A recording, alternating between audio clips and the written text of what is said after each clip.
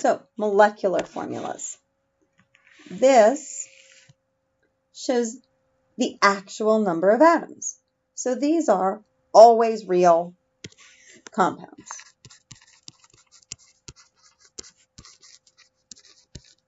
Remember, empirical formulas were not always real. A molecular formula is a whole number multiple of an empirical formula. So, what we're going to do is we are going to find that whole number multiple, we need to know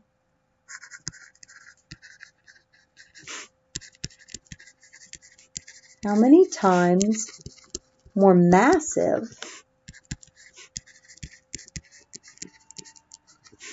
is the molecular formula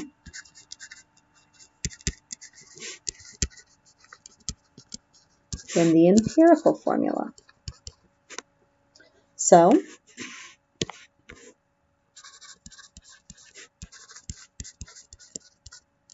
we're going to take the mass of the molecular, which is usually given, and we're going to divide it by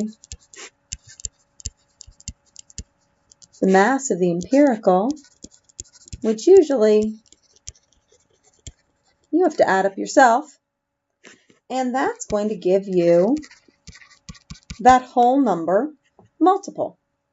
So, let's look at this.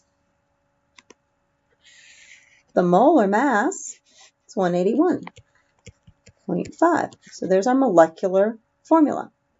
Our empirical formula, C2HCl.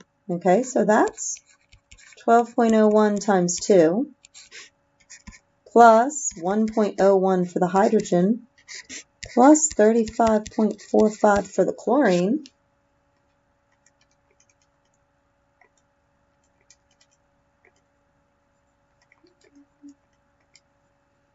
So that is 60.48.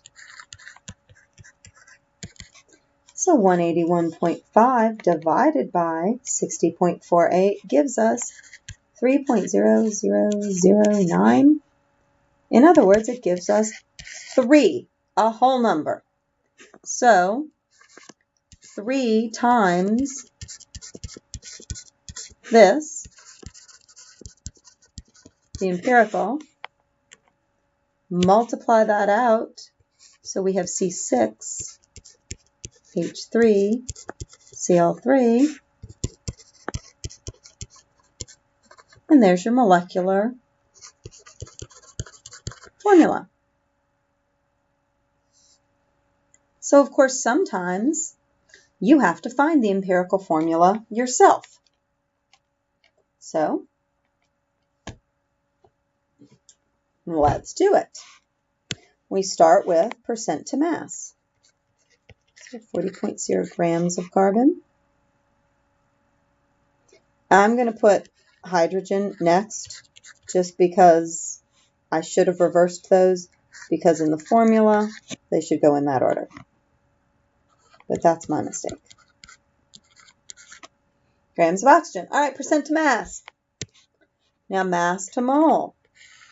You're probably starting to memorize some of these masses that we use over and over again. You don't have to memorize masses. You will never be tested on whether you have memorized the masses, but there's going to be some that you're going to know because we use them all the time. So, 40 divided by 12.01. 3.33.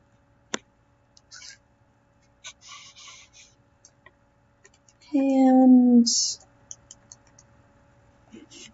6.535.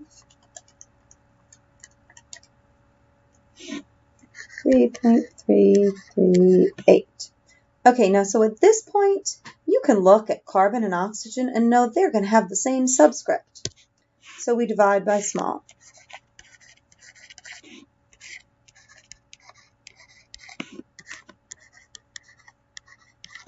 All right, so that one's exactly 1.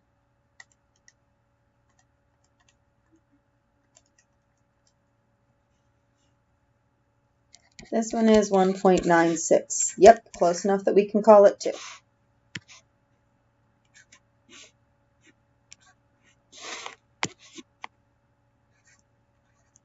it's 0.9, you can round up. If it's a 0.1, you can round down.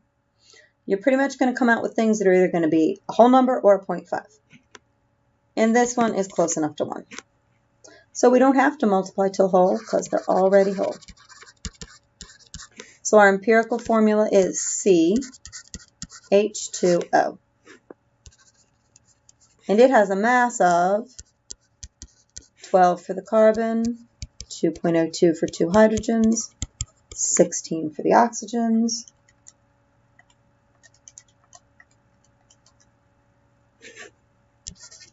30.03. So